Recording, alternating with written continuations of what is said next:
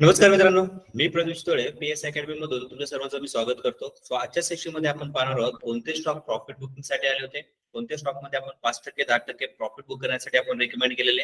त्याचबरोबर आपण लाईव्ह मार्केटमध्ये सकाळी आपण निफ्टी, बँक निफ्टी आणि फिन निफ्टी आज मिड कॅप निफ्टीची एक्सपायरी होते, त्यावरती आपण कोणते ट्रेड प्लॅन केले होते लाईव्ह मार्केटमध्ये, आणि त्याचबरोबर आपण अजून कोणते स्टॉक आपण 5% 10% साठी रेकमेंड केले हे आपण आजच्या सेशन मध्ये काय करूया, डिस्कस करूया.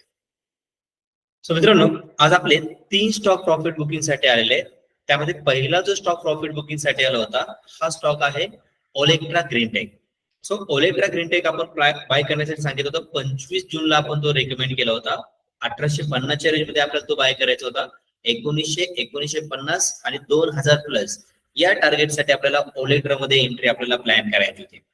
स्टॉप लॉस होता 1760 चा आपल्याला स्टॉप लॉस फॉलो करायचा होता. आणि ओलेक्ट्राचा आज फर्स्ट टार्गेट आलेले आहे, ते आपण बुक करण्यासाठी काय केलेले आहे, रिकमेंड केलेले. आपण 25 जूनला तो आपण प्लॅन केला होता. 1850च्या रेंज मध्ये आपल्याला तो बाय करायचा होता. 1850च्या रेंजला आपण तो 25 जूनला जर तो आपण बाय केला असता, आजचा ओलेक्ट्राचा हाय गेलेला आहे 1948 रुपये. म्हणजे फर्स्ट टार्गेट जे आपण ओलेक्ट्रामध्ये प्लॅन केलं होतं, फर्स्ट टार्गेट होतं आपलं 1900, जे आपल्या पहिल्या टिक मध्ये काय झालं होतं, हिट झालं होतं. जर कोणी होल्ड केला असेल तर ऑलमोस्ट सेकंड टार्गेटला 2 पॉईंटनी काय झालेले ओलेक्ट्राने आज मिस केलेले आहे. पण हे टार्गेट उद्या पण येऊ शकतं. मग ओलेक्ट्रामध्ये कोणी एंट्री घेतली होती, आज किती प्रॉफिट बुक केलेलं आहे, आपण जो तो बाय केला असता तर यामध्ये आपल्याला 8% म्हणजे 5 ते 6 दिवसामध्ये आपल्याला 8% रॅली आपल्याला ओलेक्ट्रामध्ये आपल्याला प्लॅन करता आली असते. ओके, ओलेक्ट्रा ग्रीनटेक या कंपनीमध्ये आपण 8% काय केले असते, आज सुद्धा आपल्याला तो बुक करता आला असता. दुसरा स्टॉक जो आपण प्रॉफिट बुकिंगला सांगितला होता, ज्यामध्ये आपण CESC हा स्टॉक आपण प्लॅन केला होता, जो आपण बाय करायला सांगितलं होता 26 जूनला बाय केलेला आहे. ओके, यामध्ये आपण तो बाय करायला सांगितलं 165 155 च्या रेंज मध्ये आपल्याला तो बाय करायचा होता. टार्गेट जे होतं 175 190 प्लस. या दोन टार्गेट साठी आपल्याला सीएससी मध्ये आपल्याला एंट्री प्लॅन करायची होती 140 च्या स्टॉप लॉस ने.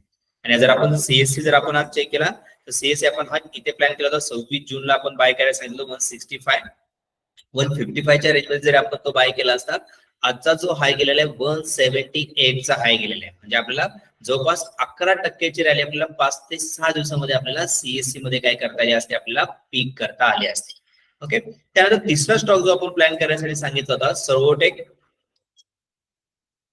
पॉवरची कंपनी आहे. ओके, सर्वोटेक हा आपण बाय करायला सांगितलं होता.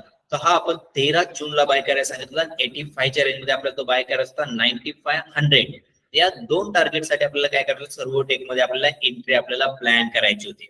आणि सर्वोटेक जर आपण आज जर पाहिलं तर सर्वोटेकचा आजचा जो हाय होता, आजचा हाय जवळपास 97 चा हाय गेलेला आहे. म्हणजे आपण तो 85 ला जर आपण तो 13 जूनला आपण या लेवलला इथे बाय करण्यासाठी सांगितलं होता, पण 13 जूनला जर आपण त्यामध्ये एंट्री घेतली असती तर सर्वोटेक मध्ये 9500 टार्गेट साठी जर आपण तो होल्ड केला असता, त्यामध्ये आपल्याला मोर दॅन 10% म्हणजे 11% आपल्याला काय करता आले असते, सर्वोटेक मध्ये आपल्याला बुक करता आले असते. ओके, हे जे 3 स्टॉक होते आपण रिकमेंड केले होते, जे आपल्या ऍडव्हान्स टेक्निकल जे कॅन्डिडेट्स आहेत त्यासाठी आपण काय केलं होतं, ज्यांना हा सेटअप माहिती आहे त्यानुसार कोणत्या स्टॉक मध्ये एंट्री करायची, कोणता स्टॉक आपल्याला ऍव्हरेज करायचा आहे.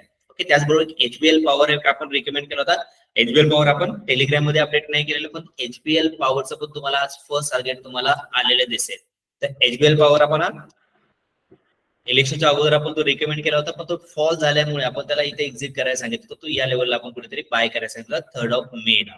ओके, पण एचबीएल त्यानंतर जर आपण कोणी जर एंट्री जर प्लॅन केली असती या लेवलच्या वरती, जो आपला सेटअप प्रमाणे जर कोणी एंट्री जर त्यामध्ये प्लॅन केली असती 520 530 च्या रेंज मध्ये, तर यामध्ये आपल्याला 620 हे टार्गेट घेऊन जायचं होतं. आज आपल्याला 621 चा हाय काय दिलेला आहे, एचबीएल पॉवरनी सुद्धा दिलेला आहे. एचबीएल पॉवर कोणी होल्ड केला होता आणि त्यामध्ये किती प्रॉफिट बुक केलेलं आहे, जे आपले advance candidate okay stock lock hold कसे करतात आणि आपला तो डीप लेवल आला त्याला ऍव्हरेज कसे करतात आणि प्रॉफिट कसे बुक करतात, हा पूर्ण आपल्या सेटअप मध्ये आपल्याला शिकतो, जो आपला ऍडव्हान्स टेक्निकलचा सेटअप आहे. आज जो आपण स्टॉक रिकमेंड केलेला आहे, जो आपल्याला स्विंग साठी प्लॅन करायचा आहे, कारण ऑइल इंडस्ट्री आज वाढताना दिसत आहे. तर ऑइल इंडस्ट्रीमध्ये जो स्टॉक आलेला आहे, एक आपला एफएमसीजी स्टॉक आलेला आहे कीर्ती. ओके, कीर्ती न्यूट्रिएंट्स मध्ये जर एंट्री जर प्लॅन केली असते तर तो आज काय झालेला आहे, अप्पर सर्किटला लागलेला आहे. तर हा एफएमसीजीचा ऑइल इंडेक्स स्टॉक आहे, यानेही आज चांगली एक रॅली दिलेली आहे. पण उद्या तो बाय करायचा तुम्ही या लेवलला तुम्ही बाय करू शकता. 120 च्या रेंज मध्ये बाय करायचा आहे. 140 150 च्या टार्गेटसाठी आपल्याला किती रेट्स मध्ये पण आपल्याला काय करता येईल, आपल्याला एंट्री प्लॅन करता येईल. त्यानंतर आपण एक ONGC oil and natural gas corporation limited हा आपण बाय करण्यासाठी सांगितलेला आहे. 295 च्या रेंज मध्ये बाय करायला सांगितलेला आहे आणि 10% साठी टार्गेटसाठी जर तो होल्ड करायचा असेल तर आपल्याला 310 टार्गेट तुम्ही यामध्ये काय करू शकता, पिक करू शकता. 290 285 च्या रेंज मध्ये जर ऍव्हरेज जरी केला 310 320 च्या टार्गेटसाठी जरी होल्ड केला तर येत्या काही दिवसामध्ये आपल्याला यामध्ये पण 10% ची रॅली आपल्याला काय करता येईल, पिक करता येईल. ओके, 5% टार्गेटसाठी 305 310 या दोन टार्गेटसाठी मी आपल्याला ONGC मध्ये आपल्याला एंट्री प्लॅन करण्यासाठी रिकमेंड केलेले आहे.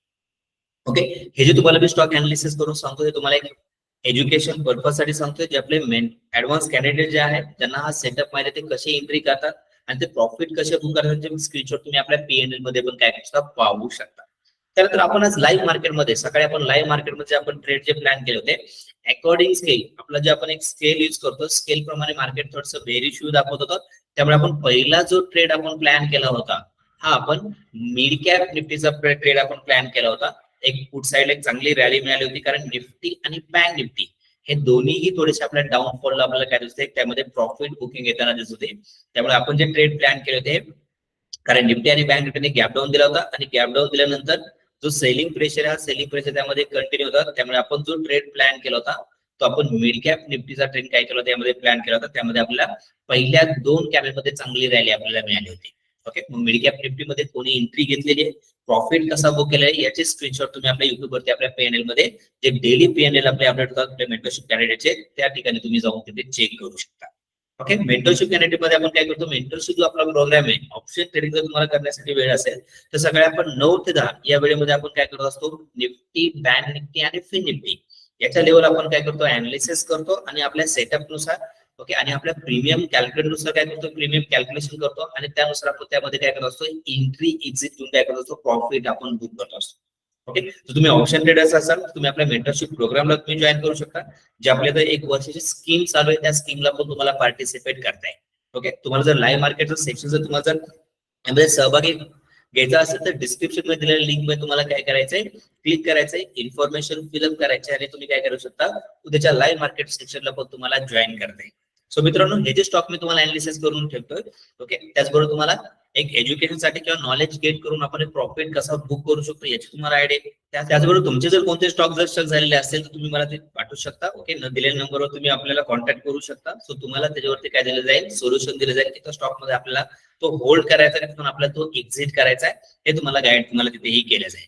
सो मित्रांनो, हे स्टॉक तुम्हाला कसे अनालिसिस तुम्हाला कसे वाटतात, सो याला लाईक करा, सबस्क्राईब करा आणि शेअर करा. Thank you guys, thank you for watching this video.